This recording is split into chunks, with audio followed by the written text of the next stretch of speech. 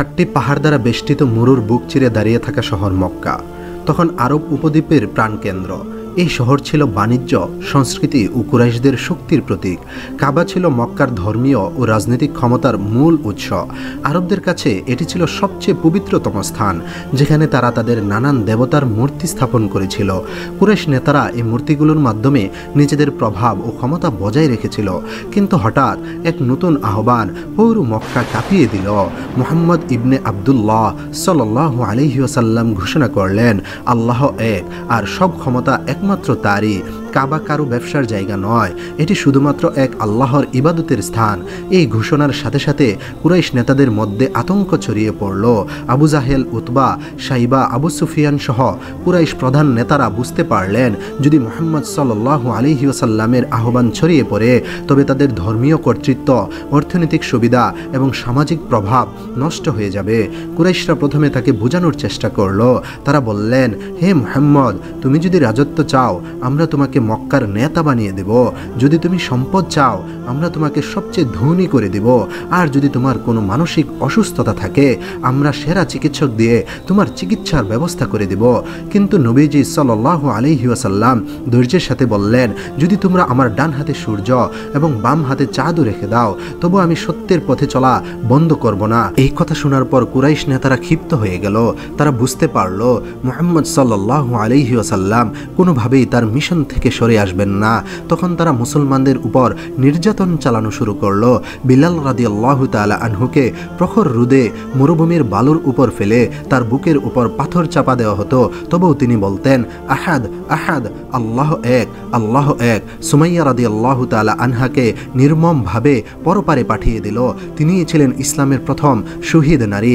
আম্মার ইবনে ইয়াসির রাদিয়াল্লাহু তাআলা আনহু ও তার বাবা ইয়াসির রাদিয়াল্লাহু তাআলা আনহুকেও নির্মমভাবে নির্যাতনের শিকার হতে হলো।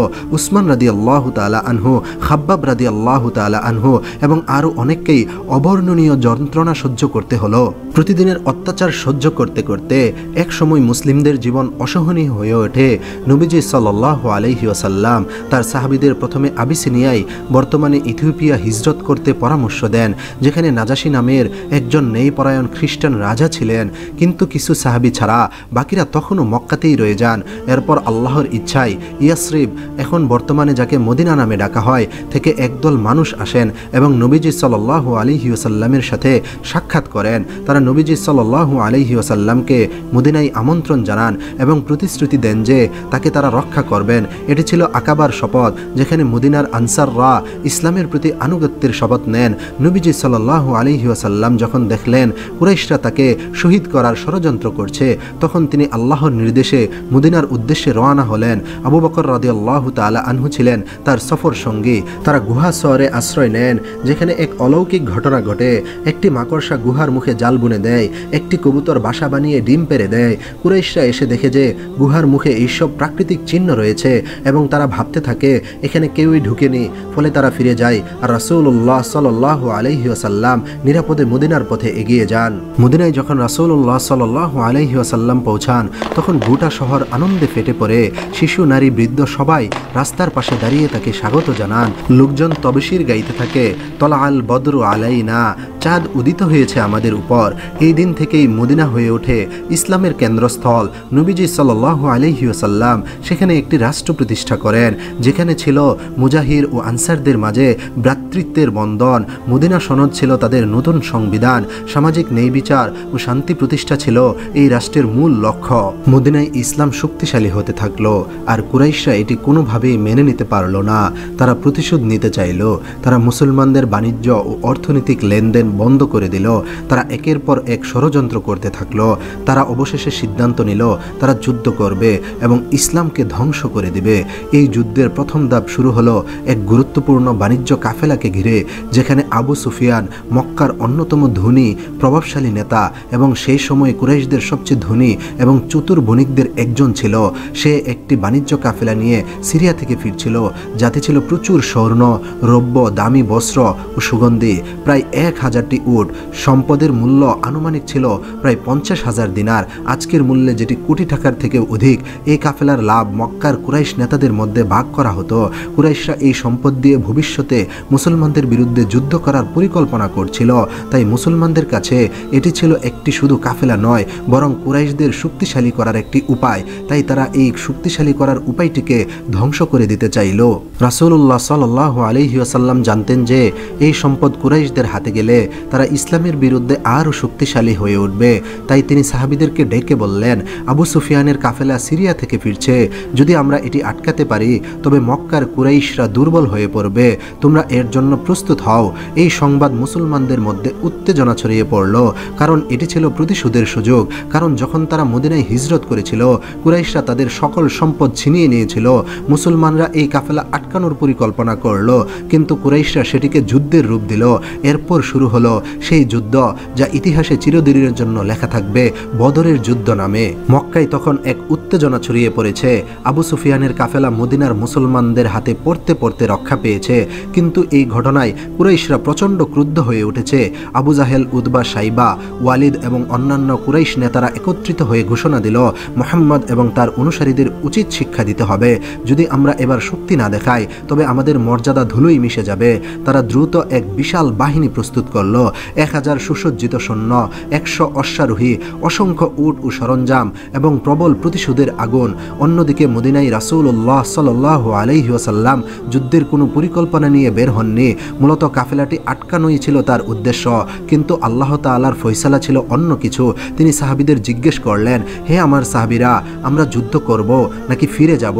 প্রথমে আবু বকর রাদিয়াল্লাহু তাআলা আনহু ও উমর রাদিয়াল্লাহু তাআলা আনহু দৃঢ় কণ্ঠে বললেন, ইয়া রাসূলুল্লাহ, ইয়া হাবিবাল্লাহ, আমরা আপনার সাথে আছি। যদি আপনি সমুদ্রেও ঝাঁপ দিতে বলেন, আমরা তা করতে দ্বিধা করব না। তবে রাসূলুল্লাহ সাল্লাল্লাহু আলাইহি ওয়াসাল্লাম চাইছিলেন আনসাররাও তাদের মতামত দিক, কারণ তাদের সাথে যে চুক্তি হয়েছিল তাতে মদিনার প্রতিরক্ষা নিয়ে কথা ছিল, আক্রমণের কোনো বিষয় ছিল না। তখন আনসার নেতা সাদ ইবনে মুআজ রাদিয়াল্লাহু তাআলা আনহু উঠে দাঁড়িয়ে বললেন, ইয়া রাসূলুল্লাহ, ইয়া হাবিবাল্লাহ, হে আল্লাহর নবী, আপনি যেখানে যেতে চান যান। আমরা মুসার অনুসারীদের মতো বলবো না তুমি ও তোমার প্রভু যুদ্ধ করো, আমরা বসে থাকবো, বরং আমরা বলবো আমরা আপনার সাথে আছি, আমরা যুদ্ধ করব, আমরা রক্ত দিব, আমরা শহীদ হব। এই কথাগুলো শোনার পর রাসূলুল্লাহ সাল্লাল্লাহু আলাইহি ওয়াসাল্লামের চেহারায় হাসির আভা ফুটে উঠল। তিনি ঘোষণা করলেন, চলো আমরা বদরের দিকে যাত্রা করি, আল্লাহ নিশ্চয়ই আমাদেরকে সাহায্য করবেন। 313 জন সাহাবী, মাত্র 2টি ঘোড়া, 70টি উট নিয়ে মুসলিম বাহিনী বদরের দিকে রওনা হলো। কেউ উটের পিঠে চড়ছিলেন, কেউ হাঁটছিলেন। রাসূলুল্লাহ সাল্লাল্লাহু আলাইহি ওয়াসাল্লাম নিজেও অন্য 2 সাহাবীর সাথে উট ভাগাভাগি করে চড়ছিলেন। সাহাবীরা বললেন, হে আল্লাহর রাসূল, আমরা হেঁটে যাব, আপনি উটের পিঠে থাকুন। কিন্তু তিনি বললেন, তোমরা যা করছ আমিও তাই করব, আল্লাহর কাছে আমরা সমান। বদর ছিল এক মরুভূমির বিস্তীর্ণ উপত্যকা, যেখানে কিছু কুয়ো ও খেজুরের গাছ ছিল। মুসলিম বাহিনী সেখানে পৌঁছে দেখল কুরাইশরাও কাছে চলে এসেছে। রাসূলুল্লাহ সাল্লাল্লাহু আলাইহি ওয়াসাল্লাম তখনও কুরাইশদের সাথে যুদ্ধ এড়াতে চেয়েছিলেন। তিনি কুরাইশদের উদ্দেশ্য করে বললেন, তোমরা যদি ফিরে যাও তবে আমরা যুদ্ধ করব না। কিন্তু আবু জাহেল চিৎকার করে বলল, না, আমরা যুদ্ধ করব, আমরা মুহাম্মদকে শেষ করে দেব। রাতের অন্ধকার নেমে এলো, মুসলমানরা তখনও প্রস্তুতি নিচ্ছিল। রাসূলুল্লাহ সাল্লাল্লাহু আলাইহি ওয়াসাল্লাম একা হয়ে সিজদায় লুটিয়ে পড়লেন। তিনি আল্লাহর কাছে কাঁদতে লাগলেন, হে আমার রব, যদি আজ এই ছোট্ট দলটি ধ্বংস হয়ে যায় তবে পৃথিবীতে আর কেউ থাকবে না যে তোমার ইবাদত করবে। তিনি হাত তুললেন, কান্নায় তার চোখ ভিজে গেল। তখন তার চাচাতো ভাই আলী রাদিয়াল্লাহু তাআলা আনহু এবং আবু বকর রাদিয়াল্লাহু তাআলা আনহু তাকে শান্ত করলেন। আল্লাহ তখন তার প্রিয় নবীকে সুসংবাদ দিলেন, আমি তোমাকে সাহায্য করব 1000 ফেরেশতা দিয়ে। অন্যদিকে কুরাইশ বাহিনী বদরের প্রান্তরে আনন্দ উল্লাস করছিল। তারা মদের পেয়ালা হাতে উল্লাস করছিল এবং বলছিল, কাল আমরা মুহাম্মদ সাল্লাল্লাহু আলাইহি ওয়াসাল্লামের দলের অস্তিত্বই মুছে ফেলব। কিন্তু তারা জানত না, সত্যের পথে আল্লাহর সাহায্য কখনো ব্যর্থ হয় না। সকাল হতে না হতেই বদরের আকাশে রক্তলাল সূর্য উঠল। কুরাইশ বাহিনী সম্পূর্ণরূপে প্রস্তুত ছিল। মুসলমানদের মধ্যে উত্তেজনা, ভয় এবং ঈমানের শক্তি একসাথে প্রবাহিত হচ্ছিল, ঠিক তখনই মুহাম্মদুর রাসূলুল্লাহ সাল্লাল্লাহু আলাইহি ওয়াসাল্লাম ঘোষণা দিলেন, হে সাহাবীরা, তোমরা কি জানো আল্লাহ আজ তোমাদের কি প্রতিশ্রুতি দিয়েছেন? সবাই উত্তেজিত হয়ে তাকে দেখছিল। তিনি বললেন, আজ যে কেউ আল্লাহর পথে লড়াই করে শহীদ হবে সে সরাসরি জান্নাতে প্রবেশ করবে। এই কথা শুনে সাহাবীদের হৃদয়ে যেন আগুন জ্বলে উঠল। এক তরুণ সাহাবী উমাইয়া ইবনে হামাম রাদিয়াল্লাহু তাআলা আনহু তখন খেজুর খাচ্ছিলেন। তিনি রাসূলুল্লাহ সাল্লাল্লাহু আলাইহি ওয়াসাল্লামের কথা শুনেই খেজুর ছুঁড়ে ফেলে বললেন, জান্নাত এত কাছে, তাহলে আমি আর কেন দেরি করব? এই বলে তিনি তরবারি হাতে এগিয়ে গেলেন শত্রুর দিকে। বদরের বালুরাশিতে তখন তরবারির ঝনঝনানি, অশ্বারোহীদের হুঙ্কার এবং ঈমানের শক্তিতে ভরপুর এক অসম যুদ্ধের অপেক্ষা। এক পাশে ছিল আল্লাহর সাহায্যপ্রাপ্ত ৩১৩ জন মুজাহিদ, অন্য পাশে ছিল ১,০০০ জন কুরাইশ বাহিনী। কিন্তু সত্যের পথে যে লড়ে তার বিজয় তো সুনিশ্চিত, কারণ আল্লাহ তাআলা যে তার পক্ষে রয়েছেন, সত্য যে তার পক্ষে রয়েছে, আল্লাহর রাসূল যে তার পক্ষে রয়েছে। বদরের মরু প্রান্তরে এক অদ্ভুত নীরবতা নেমে এসেছে। দিনের উত্তপ্ত বাতাসের পর এখন রাতের হালকা শীতল হাওয়া বয়ে যাচ্ছে বালুর উপর দিয়ে। বালুকারাশির উপরে দাঁড়িয়ে থাকা খেজুর গাছগুলো যেন বাতাসের সাথে মৃদু কাঁপছে। মুসলিম বাহিনীর শিবিরে নীরবতা বিরাজ করছে, কিন্তু তাদের হৃদয়ে যেন উত্তাল সমুদ্রের মতো ঢেউ খেলছে। কেউ কুরআন তেলাওয়াত করছেন, কেউ নামাজে লিপ্ত, আবার কেউ তরবারির ধার পরীক্ষা করছেন। অন্যদিকে কুরাইশ বাহিনীর শিবিরে হই হুল্লোড় চলছে। তারা নিজেদের বিজয়ের ব্যাপারে এতটাই আত্মবিশ্বাসী যে কোনো ধরনের প্রস্তুতি নিচ্ছে না তারা। মদের পেয়ালা হাতে তারা একে অপরকে বলছে, কাল সূর্য ওঠার আগেই মুহাম্মদ সাল্লাল্লাহু আলাইহি ওয়াসাল্লাম ও তার দলকে আমরা ধ্বংস করে দেব। এই গভীর রাতে রাসূলুল্লাহ সাল্লাল্লাহু আলাইহি ওয়াসাল্লাম শিবির থেকে একা বেরিয়ে এলেন। তার গাম্ভীর্যপূর্ণ মুখমণ্ডলে চিন্তার ছাপ স্পষ্ট। তিনি সোজা এক নির্জন স্থানে গিয়ে দাঁড়ালেন এবং দুহাত তুলে বললেন, হে আল্লাহ, তুমি যদি আজ এই ক্ষুদ্র দলটিকে ধ্বংস করে দাও তাহলে আর কেউ থাকবে না যারা তোমার ইবাদত করবে। তার চোখ থেকে অশ্রু ঝরতে লাগলো, দাঁড়িয়ে চোখের পানি নিচে পড়তে লাগলো।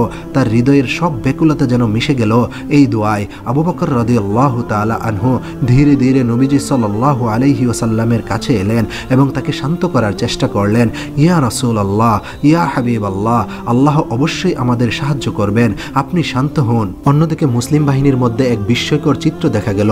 তারা জানতেন তাদের সংখ্যা কুরাইশদের তুলনায় 1/3 কম, তাদের যুদ্ধ সরঞ্জামও সীমিত, কিন্তু তাদের বিশ্বাস ছিল অসীম। কিছু তরুণ সাহাবী রাসূলুল্লাহ সাল্লাল্লাহু আলাইহি ওয়াসাল্লামের পাশে গিয়ে বলছিলেন, ইয়া রাসূলুল্লাহ, ইয়া হাবিবাল্লাহ, যদি আমরা কাল শহীদ হই তাহলে কি আমরা জান্নাতে প্রবেশ করব?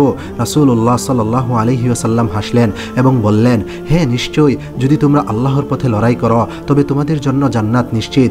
এই কথা শুনে সাহাবীরা একে অপরকে বলছিলেন, তাহলে আর দেরি কেন, জান্নাত আমাদের দিকে ডাকছে। এই রাতেই এক অলৌকিক ঘটনা ঘটল। আল্লাহ ফেরেশতাদের পাঠানোর ঘোষণা দিলেন। কুরআনের সূরা আনফালের 9 নম্বর আয়াতে এসেছে, আমি তোমাদের 1000 ফেরেশতা দিয়ে সাহায্য করব যারা পর্যায়ক্রমে আসবে। এই ফেরেশতারা বদরের আকাশ থেকে অবতরণ করছিলেন। রাসূলুল্লাহ সাল্লাল্লাহু আলাইহি ওয়াসাল্লাম দেখলেন এক শুভ্র পোশাকধারী বিশাল আকৃতির সৈন্যদল ধুলুর জ্বর তুলে বদরের ময়দানে নামছে। তিনি সাহাবীদের বললেন, তোমরা চিন্তা করো না, আল্লাহর সাহায্য এসে গেছে। অন্যদিকে কুরাইশদের শিবিরে এক অদ্ভুত ঘটনা ঘটতে লাগলো। কেউ কেউ দুঃস্বপ্ন দেখে আতঙ্কে জেগে উঠছিল, কেউ বলছিল, আমি দেখলাম আমাদের সৈন্যদল আগুনের সমুদ্রে ঝাঁপিয়ে পড়ছে। আবু জাহেল রাগান্বিত হয়ে বলল, এসব বাজে কথা, মুহাম্মদ সাল্লাল্লাহু আলাইহি ওয়াসাল্লাম ও তার সঙ্গীদের ধ্বংসের জন্য তোমরা প্রস্তুত হও। নিশিত রাত শেষ হয়ে আসছে, বদরের আকাশে ধীরে ধীরে আলো ফুটতে শুরু করেছে। মুসলিম বাহিনী জান্নাতের আশায় প্রস্তুত, কুরাইশ বাহিনী অহংকারে উন্মুক্ত। বদরের মরুপ্রান্তর অপেক্ষা করছে এক ইতিহাসের সাক্ষী হতে। রাসূলুল্লাহ সাল্লাল্লাহু আলাইহি ওয়াসাল্লাম ঘোষণা দিলেন, এখন ঘুমানোর সময় শেষ, এবার জেগে ওঠো, কারণ আজকের দিনটি তোমাদের জন্য এক মহা বিজয়ের দিন। সূর্যের সোনালী আভা যখন বদরের মরুপ্রান্তরে ছড়িয়ে পড়ল তখন দিগন্ত জুড়ে ধুলা উঠতে লাগলো। মুসলিম বাহিনী ও কুরাইশ বাহিনী একে অপরের বিপরীতে সারিবদ্ধ হয়ে দাঁড়িয়ে গেল। এক পাশে সত্যের দল, শুধু 313 জন, যাদের অধিকাংশেরই কোনো যুদ্ধ সরঞ্জাম নেই, হাতে শুধু তরবারি, খঞ্জর, কুঠার বা লাঠি। অন্যদিকে কুরাইশদের এক বিশাল বাহিনী, সুসজ্জিত অভিজ্ঞ যোদ্ধারা, তাদের হাতির দাঁতের হাতলযুক্ত তরবারি, উজ্জ্বল বর্ম এবং প্রচুর ঘোড়া ও উট। রাসূলুল্লাহ সাল্লাল্লাহু আলাইহি ওয়াসাল্লাম নিজ হাতে সারিবদ্ধ করলেন মুসলিম সৈন্যদের। কেউ একটু এগিয়ে গেলে তিনি লাঠি দিয়ে তাকে সোজা করে দিতেন। একবার এক সাহাবী সাওয়াদ ইবনে গাজিয়া রাদিয়াল্লাহু তাআলা আনহু সামান্য এগিয়েছিলেন। রাসূলুল্লাহ সাল্লাল্লাহু আলাইহি ওয়াসাল্লাম লাঠি দিয়ে তার পেট স্পর্শ করলেন এবং বললেন, সাওয়াদ, সোজা হও। তখন সাওয়াদ রাদিয়াল্লাহু তাআলা আনহু বললেন, ইয়া রাসূলুল্লাহ, আপনি আমাকে আঘাত করলেন, আমি বদলা চাই। সাহাবীরা বিস্মিত হয়ে তাকিয়ে রইলেন। রাসূলুল্লাহ সাল্লাল্লাহু আলাইহি ওয়াসাল্লাম সঙ্গে সঙ্গে নিজের কাপড় সরিয়ে দিলেন এবং বললেন, ঠিক আছে, তুমি বদলা নাও। কিন্তু সাওয়াদ রাদিয়াল্লাহু তাআলা আনহু কোনো প্রতিশোধ নিলেন না, বরং রাসূলুল্লাহ সাল্লাল্লাহু আলাইহি ওয়াসাল্লামের বুকের উপর চুমু খেয়ে বললেন, ইয়া রাসূলুল্লাহ, ইয়া হাবিবাল্লাহ, আমি চাই যুদ্ধের আগে আমার দেহ আপনার পবিত্র শরীরের সাথে স্পর্শ করুক, যেন এটাই আমার শেষ মুহূর্ত হয়। এই ভালোবাসা ও ইমানের দৃঢ়তা দেখে রাসূলুল্লাহ সাল্লাল্লাহু আলাইহি ওয়াসাল্লাম মৃদু হাসলেন এবং তাকে দোয়া করলেন। আরবদের রীতি ছিল যুদ্ধ শুরু হওয়ার আগে প্রথমে একক লড়াই হয়। কুরাইশ বাহিনী থেকে বেরিয়ে এলো উতবা ইবনে রাবিয়া, সাইবা ইবনে রাবিয়া এবং ওয়ালিদ ইবনে উতবা, তিনজন শক্তিশালী যোদ্ধা। তারা বলল, মুহাম্মদের দল থেকে আমাদের সমকক্ষ তিনজন আসুক। রাসূলুল্লাহ সাল্লাল্লাহু আলাইহি ওয়াসাল্লাম বললেন, ওহে আনসারগণ, তোমরা এগিয়ে যাও। তিনজন আনসারী যোদ্ধা এগিয়ে গেলেন, কিন্তু কুরাইশরা অবজ্ঞার সুরে বলল, আমরা মুহাজিরদের সাথে লড়াই করব, আনসারদের সাথে নয়। তখন রাসূলুল্লাহ সাল্লাল্লাহু আলাইহি ওয়াসাল্লাম বললেন, হামজা, আলী ও উবাইদা, তোমরা এগিয়ে যাও। এতক্ষণ পর্যন্ত কুরাইশ বাহিনীর আত্মবিশ্বাস ছিল অটুট, কিন্তু যখন তারা দেখল হযরত হামজা রাদিয়াল্লাহু তাআলা আনহু, হযরত আলী রাদিয়াল্লাহু তাআলা আনহু ও হযরত উবাইদা রাদিয়াল্লাহু তাআলা আনহু তরবারি হাতে এগিয়ে আসছেন, তখন তাদের চেহারায় এক অদ্ভুত পরিবর্তন দেখা গেল। প্রথমে হামজা রাদিয়াল্লাহু তাআলা আনহু এক আঘাতেই সাইবাকে জাহান্নামে পাঠিয়ে দিল। এরপর আলী রাদিয়াল্লাহু তাআলা আনহু ওয়ালিদকে পরাস্ত করলেন, কিন্তু উবাইদা রাদিয়াল্লাহু তাআলা আনহু এবং উতবার মধ্যে দীর্ঘ লড়াই চলল। উতবা তার তরবারি দিয়ে উবাইদা রাদিয়াল্লাহু তাআলা আনহু এর পা মারাত্মকভাবে আঘাত করল। উবাইদা রাদিয়াল্লাহু তাআলা আনহু মাটিতে পড়ে গেলেন, কিন্তু তখনই হামজা রাদিয়াল্লাহু তাআলা আনহু ও হযরত আলী রাদিয়াল্লাহু তাআলা আনহু একসাথে উতবার উপর ঝাঁপিয়ে পড়ে তাকে একেবারে জাহান্নামে পাঠিয়ে দিল। এই প্রথম তিনটি বিজয় মুসলমানদের মধ্যে নতুন উদ্যম এনে দিল। তারা দেখল আল্লাহর সাহায্য সত্যিই নেমে এসেছে। একক যুদ্ধ শেষ হতে না হতেই শুরু হলো পূর্ণাঙ্গ সংঘর্ষ। দুই বাহিনী পরস্পরের দিকে ধেয়ে এলো। বদরের বালুরাশিতে তরবারির ঝনঝনানি, ঘোড়ার রেশাধ্বনি এবং যোদ্ধাদের উচ্চকণ্ঠের টক্কর বাতাসে প্রতিধ্বনিত হতে লাগলো। ঠিক তখনই আকাশে এক অদ্ভুত ঘটনা ঘটল। মুসলমানদের পিছন থেকে ধুলুর জ্বর উড়ে এলো। বাতাসের মধ্যে যেন বিজয়ের বার্তা ভেসে বেরালো। রাসূলুল্লাহ সাল্লাল্লাহু আলাইহি ওয়াসাল্লাম দেখলেন সাদা পোশাকধারী এক বিশাল বাহিনী বদরের আকাশ থেকে নেমে আসছে। এগুলো ছিল আল্লাহর পাঠানো 1000 ফেরেশতা, যারা মুসলমানদের সাথে কুরাইশদের বিরুদ্ধে লড়াইয়ে যোগ দিলেন। কিছু সাহাবী পরে বর্ণনা করেছেন, আমরা দেখলাম কুরাইশদের ঘোড়া ও সৈন্যরা হঠাৎ করে মাটিতে লুটিয়ে পড়ছে, অথচ আমরা তাদের স্পর্শই করিনি। কুরআনে আল্লাহ তাআলা ঘোষণা করেছেন, আমি তোমাদের সাহায্যের জন্য 1000 ফেরেশতা পাঠিয়েছি। সূরা আল আনফালের 9-10 নম্বর আয়াত। যুদ্ধ যখন তীব্রতর হলো, তখন রাসূলুল্লাহ সাল্লাল্লাহু আলাইহি ওয়াসাল্লাম বললেন, আবু জাহেলকে খুঁজে বের করো, সে মুশরিকদের নেতা। তারপরে কয়েকজন সাহাবী খুঁজতে লাগলেন এবং তারা দেখলেন আবু জাহেল আহত অবস্থায় পড়ে আছে। একজন সাহাবী তার মাথার উপর দাঁড়িয়ে বলল, হে আল্লাহর শত্রু, আজ তুমি পরাজিত। আবু জাহেল কর্কশ স্বরে বলল, আমি আজও আমার জাতির নেতা, আমি মুহাম্মদের অনুসারীদের কাছে কখনো মাথা নত করব না। তখন সাহাবীরা তার কাজ শেষ করে দিলেন। বেলা শেষে কুরাইশ বাহিনী পুরোপুরি পরাস্ত হলো। 70 জন কুরাইশ নেতা সৈন্যকে জাহান্নামে পাঠানো হলো। 70 জনকে বন্দী করা হলো। মুসলমানদের মধ্যে শহীদ হলো মাত্র 14 জন। রাসূলুল্লাহ সাল্লাল্লাহু আলাইহি ওয়াসাল্লাম সিজদায় লুটিয়ে পড়লেন এবং বললেন, আলহামদুলিল্লাহ, আল্লাহ আমাদেরকে বিজয় দিয়েছেন। যুদ্ধ শেষ হওয়ার পর মুসলিম বাহিনী বন্দীদের নিয়ে মদিনার পথে রওনা হলো। রাসূলুল্লাহ সাল্লাল্লাহু আলাইহি ওয়াসাল্লাম বন্দীদের সাথে দয়া ও মহানুভবতার আচরণ করলেন। তিনি বললেন, তাদের সাথে ভালো আচরণ করো, তারা আমাদের ভাই হতে পারে। কিছু বন্দীকে মুক্তি দেওয়া হলো বিনা শর্তে, কিছু বন্দীকে মুক্তি করে দেওয়া হলো যদি তারা মুসলমানদের শিশুদেরকে শিক্ষা দান করে। বদরের যুদ্ধ ছিল ইতিহাসের এক মহাকাব্যিক মুহূর্ত, যেখানে সামান্য সংখ্যক ঈমানদার আল্লাহর সাহায্যে বিশাল বাহিনীকে পরাস্ত করলো। এটি প্রমাণ করলো সংখ্যা কোনো বিষয় নয়, বরং ঈমান ও আল্লাহর সাহায্যই হলো আসল শক্তি। এভাবে বদরের যুদ্ধ কেবল সামরিক বিজয়ী নয়, এর ইসলামের জ্ঞান ও শিক্ষা বিস্তারেও একটি মোক্ষম সুযোগ হয়ে দাঁড়ালো। একদিন সাহাবীরা দেখলেন বন্দীদের একদল রাসূলুল্লাহ সাল্লাল্লাহু আলাইহি ওয়াসাল্লামের শিবিরে বসে আছে। তারা ক্ষুধার্ত, ক্লান্ত ও দুর্বল। মুসলিম যোদ্ধারা নিজেদের রুটির অংশ তাদের খেতে দিল, কিন্তু নিজেরা শুধু খেজুর দিয়ে ক্ষুধা নিবারণ করলো।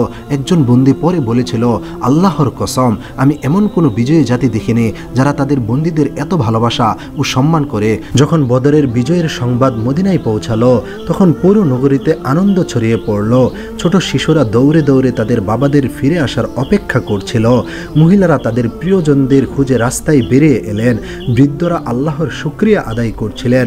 মদিনার এক বৃদ্ধ বললেন, আজ আমরা সত্যের বিজয় স্বচক্ষে দেখলাম। বদর হলো আমাদের ভাগ্যের পরিবর্তন। বিজয়ের আনন্দের মাঝেও রাসূলুল্লাহ সাল্লাল্লাহু আলাইহি ওয়াসাল্লাম সবাইকে স্মরণ করিয়ে দিলেন, তোমরা যেন অহংকারী হয়ে যেও না। বিজয় আমাদের শক্তি বা সংখ্যার জন্য হয়নি, বরং এটি আল্লাহর অনুগ্রহ। তিনি আরও বললেন, যে ক্ষমা করতে পারে সেই প্রকৃত শক্তিশালী। এই শিক্ষা শুধু তৎকালীন মুসলমানদের জন্য নয়, বরং সমগ্র মানব জাতির জন্য এক চিরন্তন বার্তা হয়ে রইল। বদরের যুদ্ধের পর মক্কার কুরাইশদের অবস্থা ছিল শোচনীয়। প্রতিটি পরিবারের কেউ না কেউ জাহান্নামে চলে গেছে। মক্কার বাজারগুলোতে সুখের মাতাম শোনা যাচ্ছিল। আবু সুফিয়ান বলল, এখনো শেষ হয়নি, এখনো শেষ হয়নি, আমরা প্রতিশোধ নেব। অর্থাৎ সে পরবর্তী যুদ্ধের জন্য আবারও প্রস্তুতি নিতে শুরু করেছিল। বদরের যুদ্ধ শুধু একটি বিজয় ছিল না, এটি ইসলামের ইতিহাসে এক নতুন অধ্যায়ের সূচনা করল, যার মাধ্যমে ইসলাম ছড়িয়ে পড়ল সমগ্র বিশ্বে, সমগ্র মানব জাতির কাছে, সমগ্র মুসলিমদের কাছে, সমগ্র অমুসলিমদের কাছে, সকল জাতির কাছে। এই যুদ্ধের মাধ্যমে ইসলামের বার্তা পৌঁছে যেতে লাগলো। বদরের যুদ্ধ ইসলামের ইতিহাসে এক মোড় পরিবর্তনকারী ঘটনা। এটি প্রমাণ করল, যদি তুমি আল্লাহর উপর পূর্ণ ভরসা করো, তবে সামান্য সংখ্যক সৈন্য দিয়েও বিশাল বাহিনীকে পরাজিত করা সম্ভব। রাসূলুল্লাহ সাল্লাল্লাহু আলাইহি ওয়াসাল্লাম বদরের যুদ্ধের পর মদিনায় ফিরে এলেন, কিন্তু তিনি জানতেন এই লড়াই এখনও শেষ হয়নি, কুরাইশরা আবারও ফিরে আসবে।